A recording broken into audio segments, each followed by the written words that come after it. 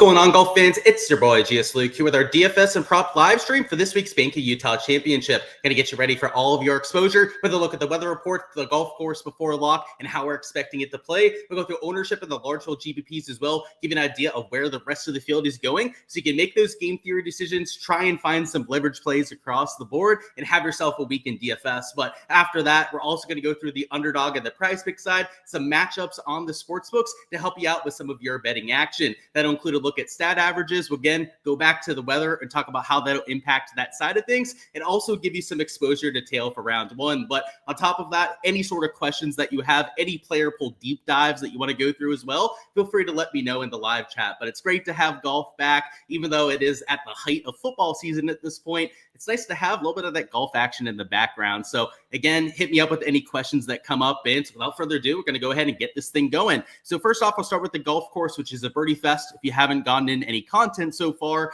but it is going to be played at -20 to -25. That's where the winning score, the top 10 is going to come in. So we need guys that can score. So first and foremost, birdie or better percentage is at the very top of my modeling. You can use bent grass putting. That's the type of grass that they're playing on this week. But when we take a look at the bet the number model and some of the things that show up on their analytics, this is a bomber's first golf course. If we take a look at the driver holes, there are 10 around here. It ranks as a 9 out of 10 in the Bomber's Paradise ranking. And guys that are 20 yards longer than your average on tour are getting over 2 shots advantage per round. So if they make the cut, that is an 8-shot differential, nearly actually over a 9-shot differential over the entire event. So bombers, definitely what you want, at least for the off the tee game. Driving accuracy, though, is always an added bonus. Your approach distribution, there's a lot of shots from 125 to 225. And when you narrow it down a little bit further and take a look at the 25-yard buckets, there's a lot of shots from 150 to 200 yards in particular. So that's where I'm adding some extra emphasis, 150 to 175, also 175 to 200 yards. If you have access to breaking down the iron distributions, which you could do on a site like Bet the Number, that is, of course, what we have up right here. A great resource for going through a lot of the golf courses, getting a sense for how to play. We expected this to be a birdie fest. I will say, though, that I've added even more emphasis to the bombers as the week has gone on, trusting the Bet the Number analytics. They do a great job with all the data that they have coming in. Only 1 year to work with what we had for last year's events. But when we take a look at the top end of the leaderboard, you can see some of that power coming through, like a Steven Yeager who finished in second, a Matty Schmid, and Harris English hits the ball a long way. But you did have some more positional first players also find yourself towards the top. Like a Lucas Glover, we wouldn't call him like a short player off the tee, but he's certainly not a bomber. A Kevin Streelman, for example, Henrik Norlander, who finished at T8. So it's not the only part of the game that matters, but it was part of the reason you saw some guys towards the top. But birdie a better percentage, again, putting on bent grass, a few things you can incorporate on top of that. In terms of the weather, we do have a potential thunderstorm coming in overnight. So that's what I first want to start off with. It looks like they're calling for about 0.15 to maybe 0.2 inches of rain from about 4 to 6 a.m. And some of the other models having it coming in a little bit closer to midnight local time in Irvine, Utah.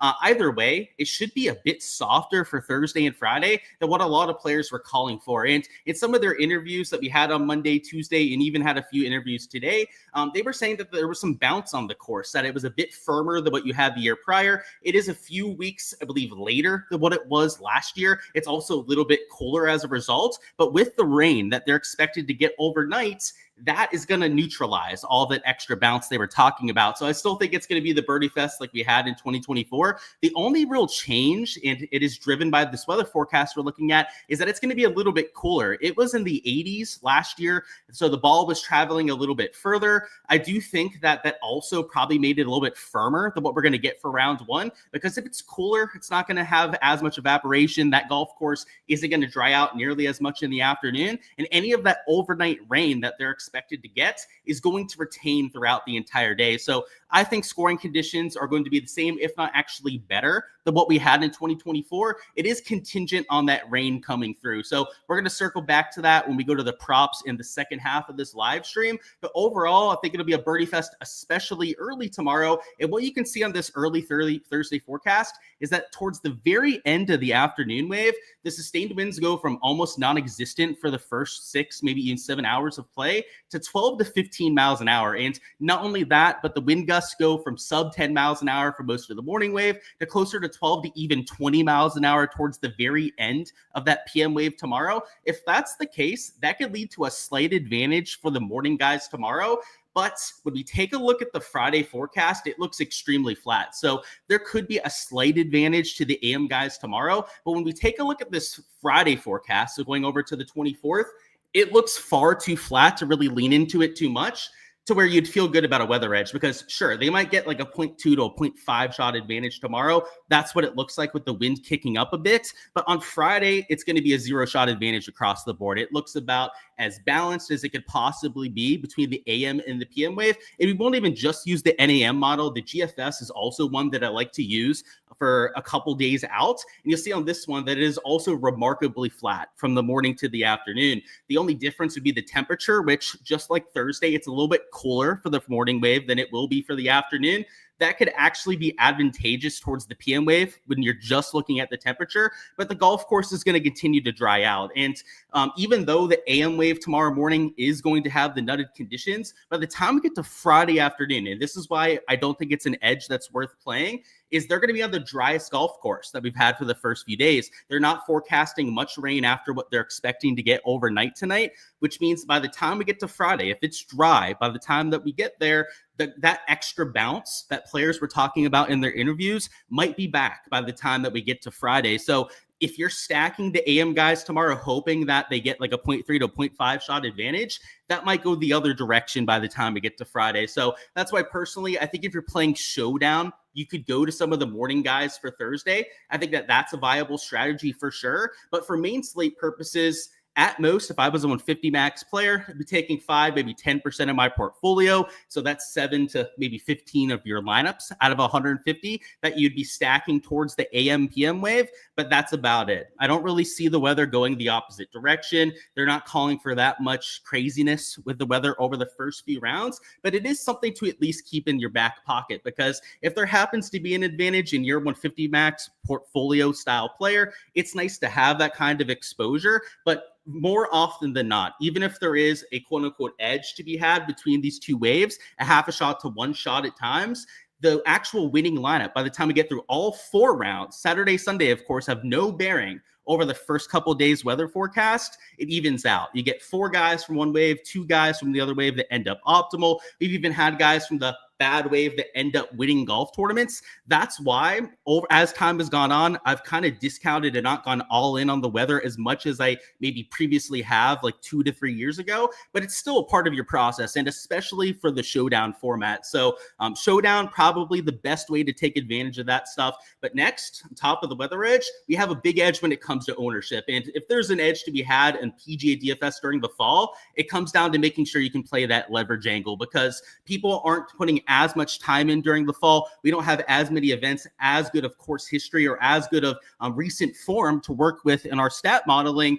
So if people are going to be chalky, you're going to get 25 to 30%ers on a week like this. They're almost automatic cross-offs. And what we're going to do for the sake of the live stream is I have the top 20 highest owned players in my projections on here. This, of course, is from my Patreon page. If you want to download the sheet for yourself, join the golf DFS tier on my Patreon. That's how you can get access to all of these sheets. It'll have ownership projections for everyone that's teeing it up, not just the top 20 that we're going to go through here, as well as my entire player pool and all of my modeling. So that's what this is from, and that's how you can download it and check it all out for yourself. But what you can see here with the ownership is that Alex Noren at 27.6% is who I have as the highest owned player of the week. And it's worth noting that I've looked at a few of the other sites around the industry and their ownership projections, and a lot of them have some pretty gross stuff up there. It was at least as of this morning when I was running the industry sentiment and kind of getting an idea for what these other websites were doing. You had sites that were spending $48,000, so leaving on average like $1,500 to $2,000 on the table. You had sites that had 605% total ownership, so they somehow got an extra 5% to allocate to their set of players. Not sure where they're getting that extra 5% for. Maybe they negotiated with Draftkings and they're getting an extra 0.05 of a slot or something. I'm not quite sure what they've got running over there, but make sure when you're looking at your ownership projections, depending on what site you subscribe to, if you're a part of my website, you don't have to worry about it, right? This is the kind of analytics that I run for every single slate. But if you're a website or somebody that's subscribing to some of the other sites that are out there, you might have some projections that are baloney. And if they're only spending $48,000 or $48,500, that means that the top end guys, your 9, 10K options, are going to be under projected with your projected ownership. You might play them in 20 to maybe 25% of your lineups, and you won't have all the leverage that you're hoping for. So just a little bit of a PSA. We won't go on too much of a rant when it comes to the ownership projections, but as you guys know, the industry is terrible at getting these correct. You always want to make sure that you're vetting them, and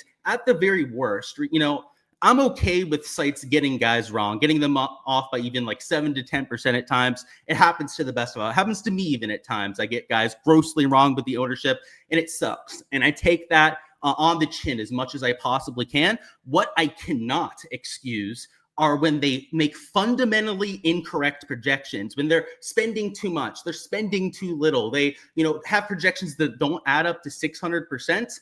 There's just no excuse for that. That's just laziness, or it's ignorance and not knowing what you're putting together, which is even worse. So that's why I call it out where I can. And no, I will not call out specific websites that are doing that, but it was more than 3 or 4 of them that did so. So the chances are that if you're subscribing to one of the big websites out there, that you probably were using those kind of projections.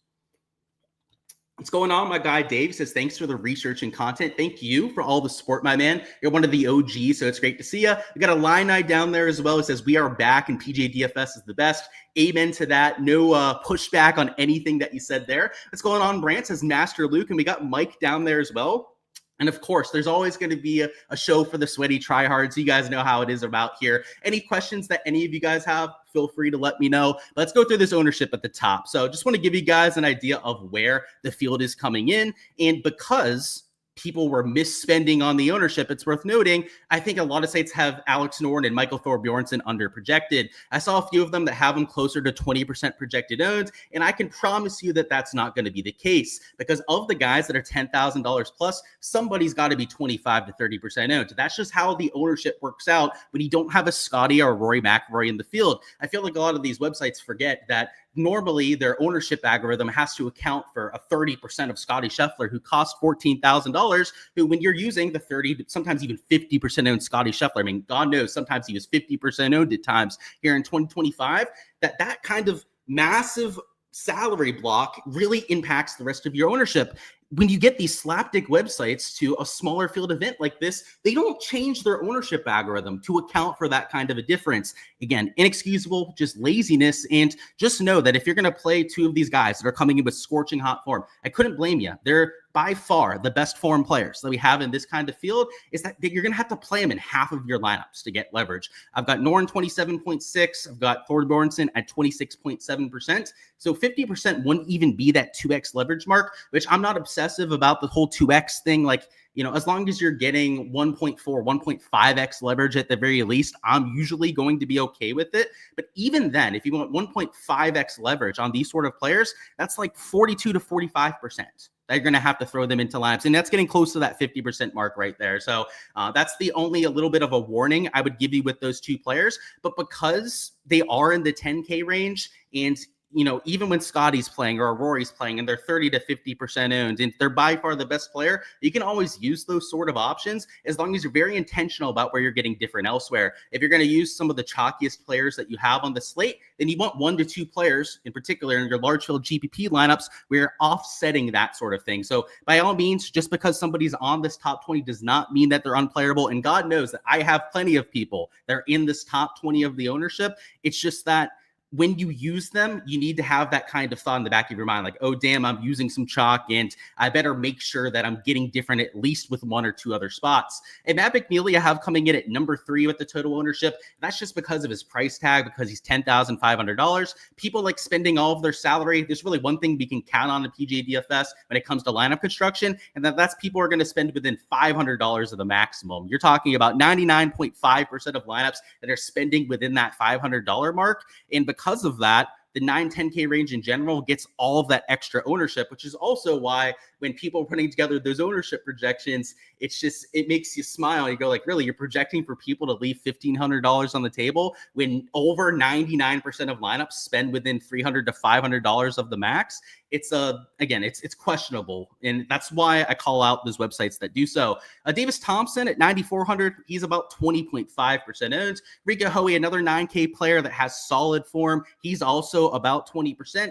Your past champion Matt McCarty, I've also got him at about 19% ownership, so it's starting to tail down. But you can see this 9K range, all of them are getting the ownership. Even the quote-unquote low-owned ones like a Kevin Yu are at about 16.5%, where you start to see a little bit more polarization. And by that, I mean where you start to see a bigger spread from the high-owned guys to the lower-owned players is when you get to the 8 and the 7K range. So, for example, down here in the 8K range, we've got guys like a William Mao at 16.1%, a Christian Bizain who are 15.7%, and a couple of them that didn't even make the top 20 in ownership, at least on the actual pricing of the 8K range, that are sub 10% owned that you can get there. So up top, your highest owned guy is 27%, and then your quote unquote low owned guy was you at 17%.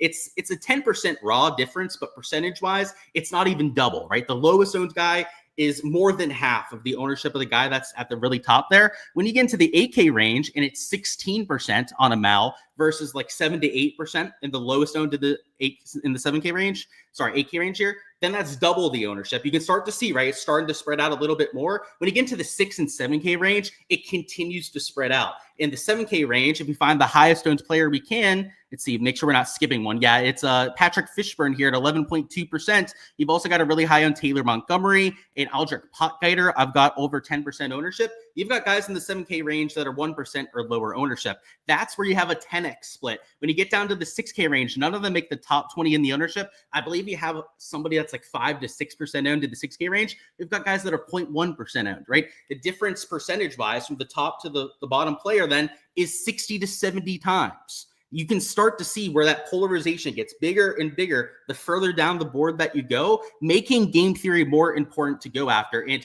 I feel like a lot of times touts don't talk about that aspect as much. When the polarization increases and the higher owned guys are higher owned to the lower owned guys are even lower owned, that game theory matters a whole lot more. When there's no spread, when your high owned guys and your low owned guys are only a 3 to 4% difference up top, you can play over the hell you want to, right? That's not necessarily the case this week. We've got a little bit more differentiation than a 3 to 4% difference, but you can see why down towards the bottom, it gets a lot more extreme than that. So these guys up top, like a Thor Bjornsson and Alex Norn, that's why they're not automatic cross-offs because of that, because up top, you can afford to take a little bit more of that ownership. But once we start to get down to this 8K range, the guys like Mal, Bazain, they become a whole lot less attractive than their counterparts of the 9 to 10K range. So that's what I wanted to point out with that, and a little bit of a DFS 101, or at least with my process on how I handle ownership as I go further and further down the board. Miliano Grillo, he's one of the 9K guys. Same thing with a Thorbjorn Olesen that seemed to be being a little bit overlooked. Both don't even have terrible form. They're gaining strokes heading into this sort of a week. So don't sleep on them, at only about 12% in the 9K range. And as you get past this 20 mark, you start to get a lot of the 7K players that are mixing in. 7K chalk that is 10 to, let's say, 9 to 12% owned. Let's give a little bit of a better range on it. I'm really sketched out about playing. Really, the only ones you're going to see in my player pool are ones that I was betting on Monday. So, for example, if you guys haven't already seen the video I put out on my channel on Tuesday, actually, going over the slate this week, I bet Aldrich Potgieter for an outright bet. I also bet Jesper Svensson, a Cameron Champ. Neither of those two made the top 20 of the ownership, but they're like 7 to 10% owned, so they're still getting some ownership in GPPs. I'll use a 7K player like that if I loved them. Like, they were one of the guys when I looked at the price, I'm like, oh, wow, I want to jam him into a whole bunch of lineups. But if they have 7 to 12% ownership and they weren't one of the guys that on Monday or Tuesday, I was like, oh, wow, like I want to bet this guy, I want to get a whole bunch of exposure behind him, then you won't see him in my player pool. So that's how I handle that with the ownership. Again, to download these sheets, to get access to everything that you're seeing here for the entire player pool, my entire, everyone I'm using, all of the ownership projections, also all of my modeling for this golf tournament, join the Golf DFS tier on my Patreon. There's a link down below to go out there and check that out. But let me see if there's any player pool deep dives guys that you've got for me. You said your thoughts on an Olsen under on strokes. We're going to talk about props here in a little bit, Jose. So we'll come back to your question in just a few. You said with a higher percentage of free putts last year than the tour average, am I taking this into account? Sure. Yeah, that was something we talked about on our course breakdown. So I'm assuming that's where you're pulling that from. I wouldn't say that it's something that you incorporate in your DFS model, more so when you're doing your betting in your outright model, because for DFS, we're more so focused on birdie or better production, going out there, making a lot of putts, getting to something like minus 20, minus 25. I don't think you have to worry about that when you're trying to go after a ceiling performance. Like for Showdown, like you wouldn't worry about free putt performance, right? It's the same thing for DFS. It's almost the exact same for a main slate. You really wouldn't want to worry about as much. However, when you're playing for like head-to-head matchups, or you're playing in a market where that becomes a little bit more viable, that would be something that you incorporate. But yeah, personally, it's not really something that I put too much thought into on a week like this. But yeah, the greens are tough. That's why shots gained putting is number 2 in my modeling. That's more so how I'm encapsulating that, because it's not just the 3 putts that are harder at this golf course. It's harder to make your 6 to 8 footers. It's harder to make those 8 to 12 footers that have slope to them, because there's a lot of slope on this golf course. I think the shots gained putting is probably the better way to do it, because then you're not looking at bogey avoidance, because that's essentially what 3 putt percentage is, right? It's another bogey avoidance metric to go out there and include. That's not what you want to focus on for DFS.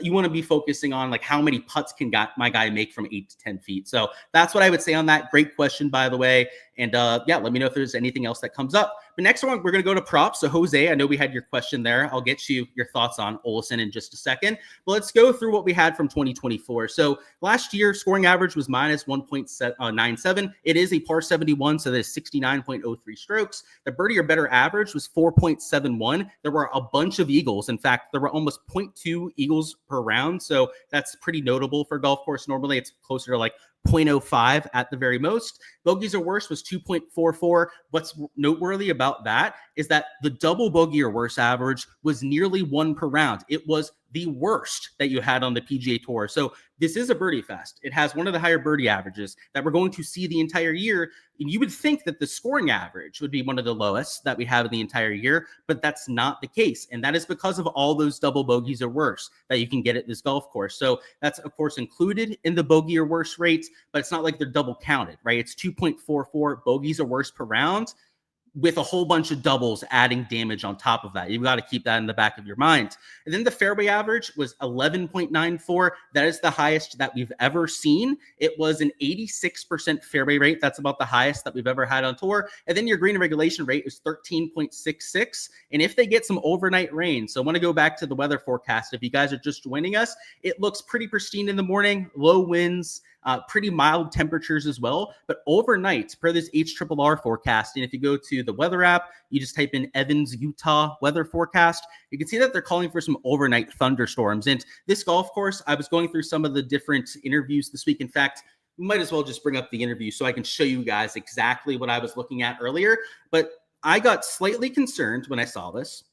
And in fact, this is going to be important for what we're about to go through. I'm going to do this rather quickly here, but I do want to show you guys how this golf course is playing, at least, or how it was playing before today, with a couple players that have actually played here before. So let's go to Matt McCarty first. Let's see. Let's find the section where he talks about the actual golf course conditions. Okay, so here it is right here. They ask Matt, and this is from the PGA Tour media portal. So this is the direct transcript from the interviews that they had. I believe this one was yesterday. He said, the course conditions, any different from last year? He said, yeah, a little cooler. I think it's a touch firmer. And this is what was concerning me about it maybe being harder this year. He said, definitely firmed up on the weekend last year, but I think it's kind of got a little bit more bounce to it for sure. He said, basically pretty similar. Then he talks about 18 being lengthened by 25 yards. That really doesn't matter that much. That one's still going to be easily reachable in 2. But when he mentioned that it was going to be a little firmer, I was like, oh, crap, that's a little bit problematic. Then I went over here to Zach Blair's interview, and he's from the area. He's played this golf course last year, and let me find where he's talking about the conditions. This interviewer, he was very spot on. He's very smart, whoever this was. I don't know who it was. Maybe it was one of my buddies that's out there on tour. He says, the conditions are a little different. Pushed to the end of the month as opposed to the beginning of October. That's correct, right? It's been cloudy, a little bit of rain. They're going to get some rain overnight. How do you feel like this course will play now, knowing that the weather's a bit different? He said last year it was unseasonably hot, and now it's certainly cooler and a little bit windier. It's not really going to be windier tomorrow, but maybe tomorrow afternoon, right? He said, so I mean, the temperatures will obviously play a role. And then he talks about elevation too. And then towards the end here, he says, so I think it'll be a little bit different. It's basically perfect weather for the grass to stress out and get it to where it wants to be. And what he means by that, and I guess he sums it up here towards the end, is I think it could get firmer possibly than last year. That had me concerned because if you guys saw the Bet the Number article I put out 2 positive stance plays. I put out an over in birdies and then an over on greens regulation. So I was sitting back here. I was like, yeah, I'll probably leave it at that, not do that much exposure for round number 1. But then the weather forecast turns. Weather forecast is now calling for some overnight rain. If they get overnight rain, it's going to go in the exact opposite direction, right? They're talking about bounce on the greens and all of that.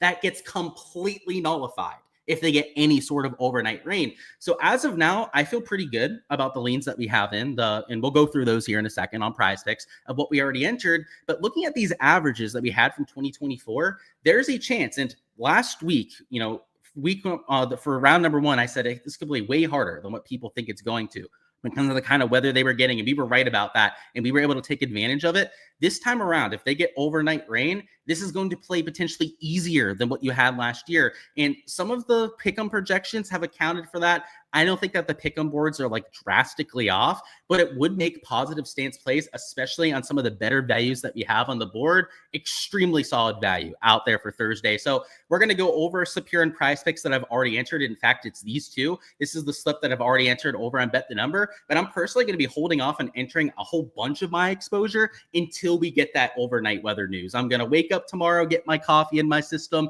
and then check out all the observed weather that we have from Evans, Utah. And if it's even more than like 0.1 inches of rain overnight, then I'm going to be hammering some positive stance plays. You're going to see a couple examples of what I think value could be for positive stance plays as we go through these 2 props here together. But there's going to be a lot more value that I'm tacking as well. And there's already been a few props that I've already gone out there and done a little bit of deep diving on myself. But I think if you want to do the prudent thing, and if you're going to bet round number 1, so to go back to what you were asking about, Jose, when you're asking about Olsen under and strokes, is if it rains tomorrow morning, then absolutely I would be taking him to shoot -3 because he's at 68.5 strokes. Shooting a 68 is -3 at this par 71 setup. Scoring average was -2 last year. I think if it rains, especially if they're in the morning wave, and let me see where Olsen's teeing off. Yeah, he is a morning wave guy. And actually, he's at 68 strokes. If he was at 68.5, I could get behind that. Maybe not so much at 68 flat because there's just better players at 68 flat that you can find on the board. But positive stance plays, especially for these morning wave guys,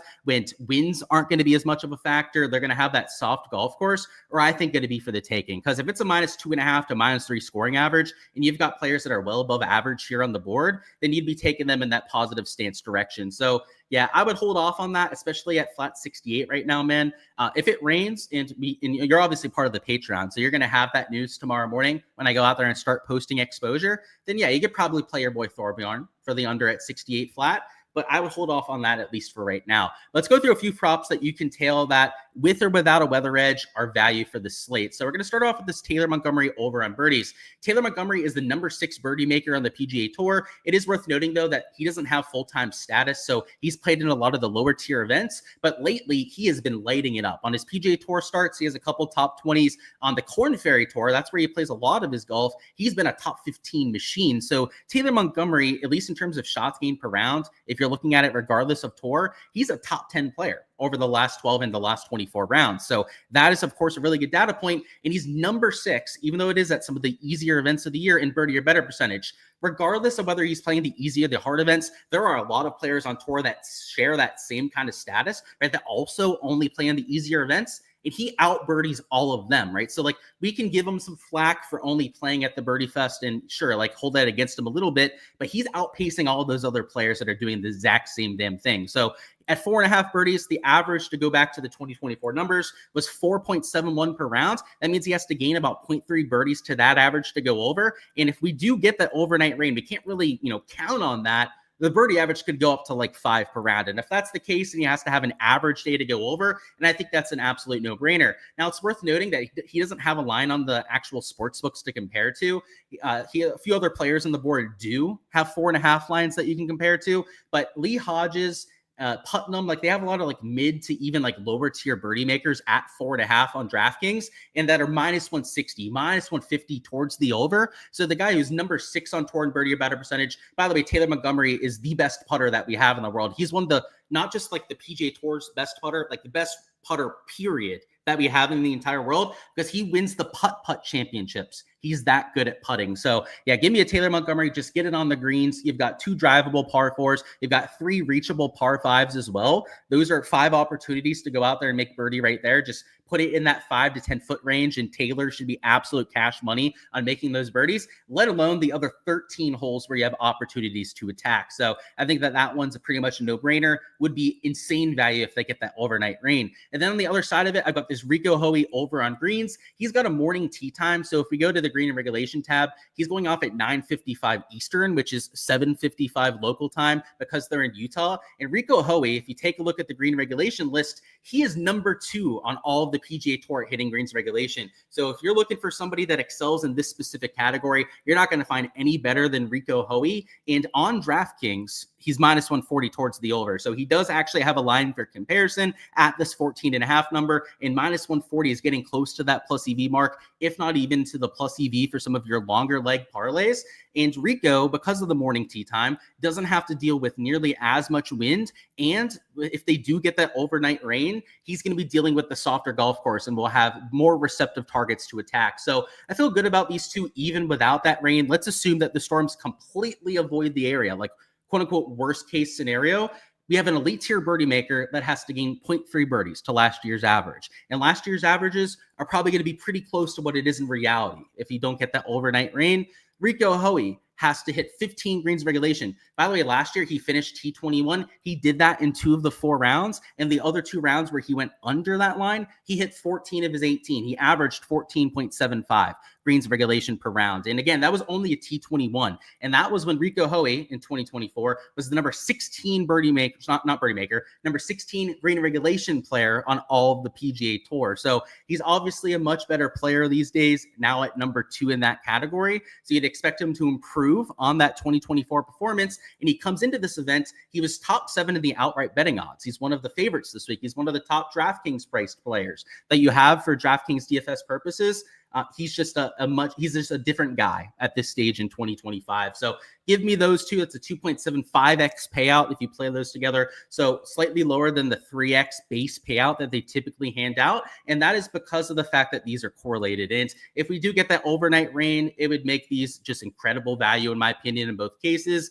Regardless, though, probably worth mixing in. So that's what I'm taking for round 1. Again, I'll probably be adding more on Prize Picks and Underdog tomorrow morning, but I do want to get confirmation on that rain. If it happens, I'll be unloading on at least probably a slip or 2. And on the Patreon page, that'll be on the golf prop tier. I was going to say DFS, golf prop tier for the Underdog and Prize Pick stuff is where you guys can tell all of that. Again, link in the description to go out there and check out the Patreon. And then the other thing I want to go through would be a couple bets that I've taken on Hard Rock Bet. One is going to be a full event matchup, and one's going to be a round 1 matchup. And let's start with the round 1 matchup. So these are obviously a little bit conditions free. You don't have to worry about the conditions as much when the guys are playing at nearly the same tee time. And that's the case with Luke Clanton here versus Pearson Cootie. Luke Clanton's had a couple down months. He hasn't played his best ever since getting his full-time status. But when he was an amateur, this guy was a top 5, a top 10 machine. I personally have connection to the kid. I've played with him a dozen times in my life. It's not like he's like one of my best friends or anything, but I have a lot of conviction behind the kind of talent level that he has. I know that I've called him a transcendent, like generational kind of talent, and I'll stand behind that. But even if you don't agree and you're not on the same kind of level as me on a Luke Clanton, you know that he's going to be a solid PGA Tour player. You don't just randomly come out as an amateur, top 5, top 10, have multiple top 3 finishes in your first 10 PGA Tour starts, and then not be good, right? Like, you can have your ups and downs. He's been on the down lately. I'll buy the dip all day because this is disrespectful. he is matched up against a non-PGA Tour player. Pearson Coody is not even a full-time PGA Tour player at this point. He was one of the best Korn Ferry Tour guys this year. He's earning full-time status because of that heading into this very next season. But Pearson Coody and his shots gained metrics are coming from Korn Ferry Tour minor league events. And, you know, I still think Montgomery is a quality player. So it's not like I think that that tour is full of inferior players across the board. Like, Pearson is one of the better players that you have over there. But I think Luke Clanton's a generational prospect on the PGA Tour. So yeah, minus 105, close to even money versus Pearson Coody, who's not even a full-time PGA Tour player at this point. Yeah, it's not even a no-brainer. I will play that in a millisecond. And that's in fact what I did when I saw that on the board. So I took that one at minus 105. Again, take it with the tie no bet so that if you tie, you don't get screwed and just lose the bet. That's the worst thing that Hard Rock Bet does with their odds. So just make sure that you're taking the right category. And if you want to know how to find that, if you click on their names, so if you go to the head-to-head tab, so Bank of Utah, head-to-head at the top, and then you click on it, right? They have these buttons over here. This is not what you want to click. You click on them, and then it comes up, and that's what you want to go to. And then the other bet that I took is going to be a full event matchup. So that how you find that is you go over here to matchups, and it's the ones that they have here at the top. And it's this Thorbjorn Olesen versus Jason Day. And I took the Jason Day side of this at minus 115. If you look at their shots gained metrics, in fact, I'll go ahead and do that and bet the number for you guys here real quick. We're going to look at the last 36 rounds. So we're going to zoom out a decent amount, give ourselves a sample size.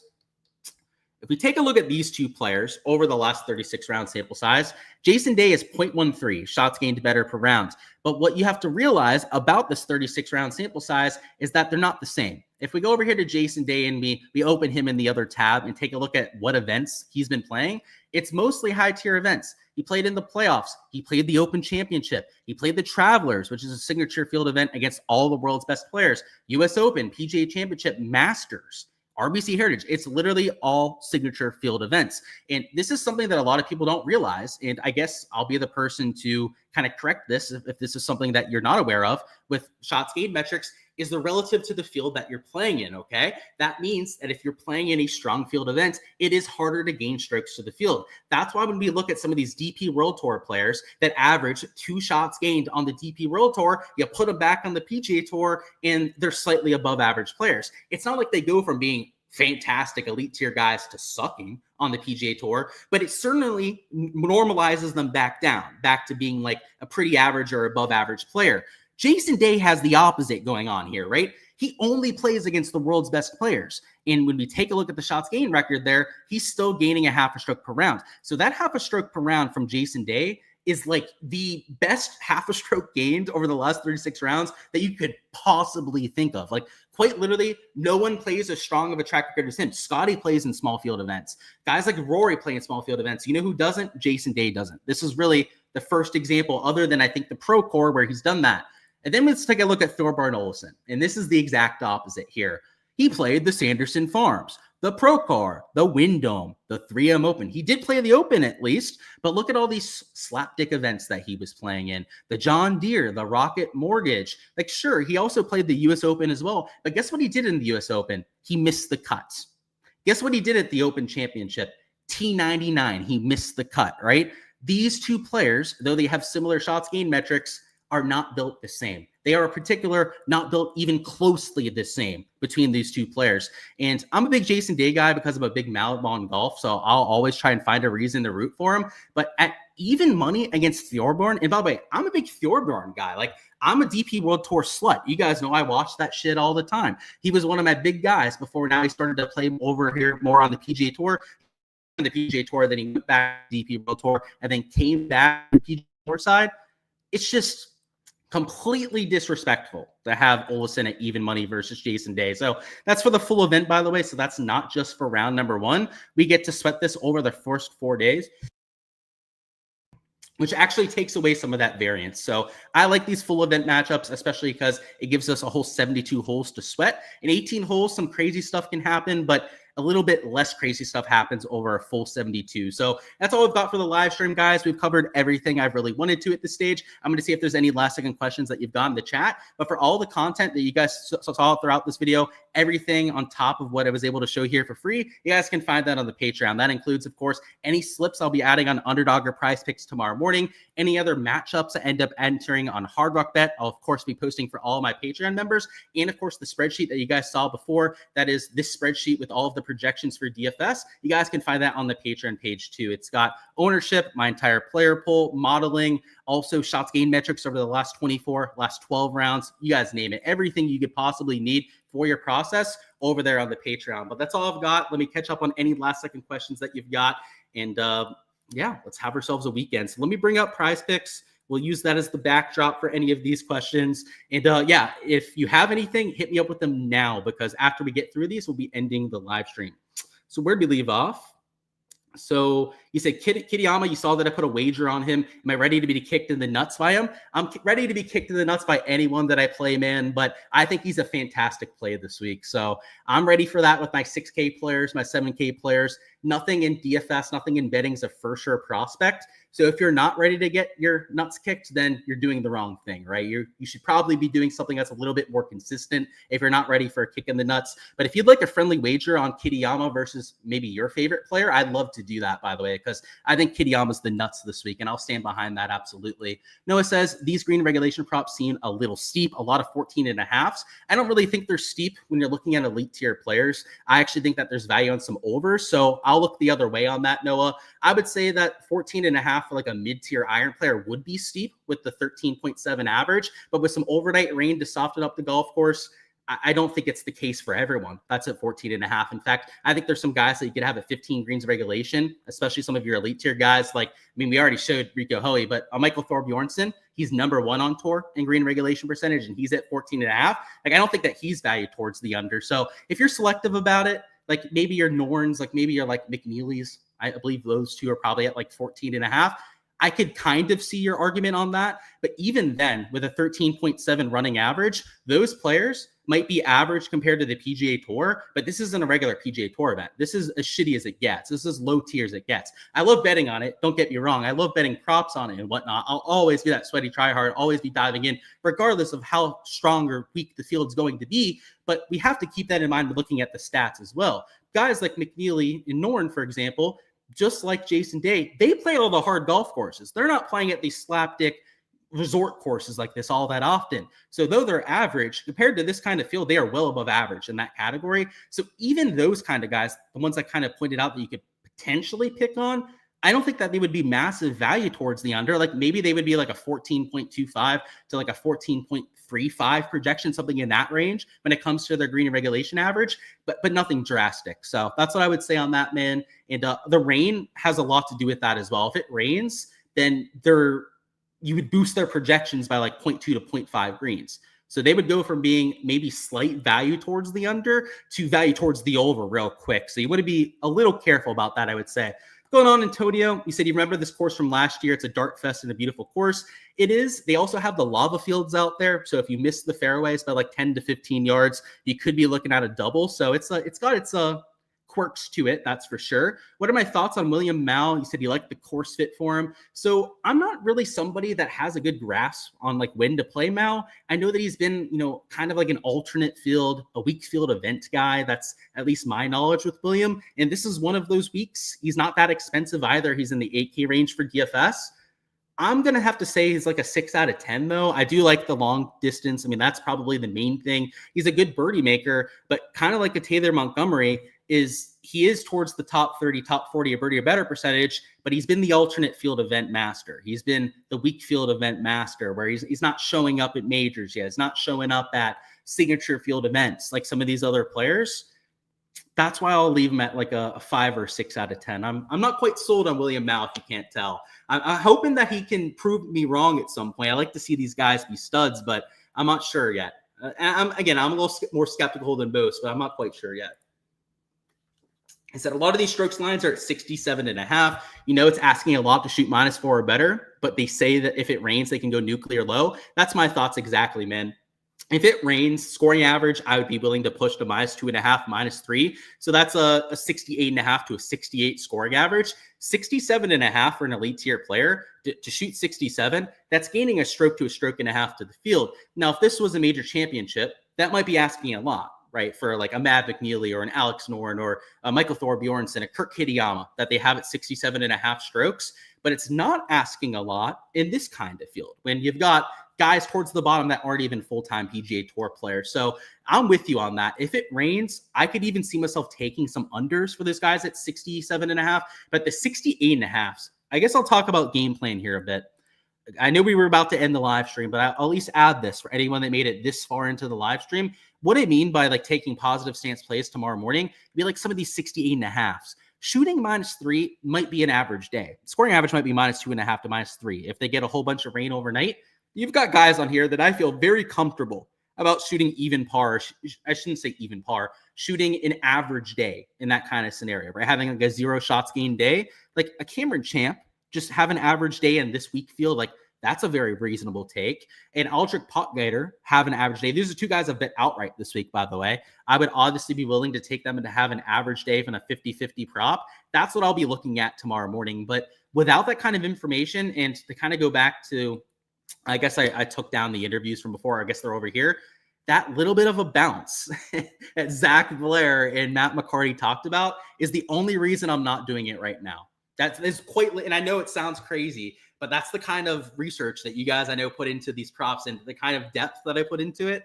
It's helped me out a lot in the past. These players know the golf course better than anyone out there. The sportsbook lines makers get it wrong all the time. I get it wrong all the time. I can only do my best, right? There's only so much knowledge that I have. But you know who has all the knowledge and doesn't get it wrong very often? PGA Tour players. So that's why I'm a little hesitant on like some of the strokes lines right now, but we'll have to see. Have I talked about Billy Ho? Not sure if he's fully healthy now. Yeah, I don't think he's fully healthy yet. He has started to play the last couple weeks in a row, though. So I think that he's healthy enough to play. It's just that he's not polished yet. So I would say that I wouldn't worry about him like withdrawing or anything like that, but I would worry about him being a little bit rusty, not having his best stuff. And from what I could notice on the shots gained metrics, which are very limited from Billy Horschel so far, is it's been the putting that held him back. He averaged like 1.8 putts per green in regulation his last time out, which was like second worst in the field. I mean, we know Billy Horschel is one of the best putters in the world, so he's definitely going to get that figured out. He said he liked Kitayama as well. Okay, so no friendly wager on the Kitayama one. Good luck. Okay, I was hoping that you'd give me like a, I don't know, like a friendly dollar wager or something. But hey, if you're on the Kitayama train too, we don't need to.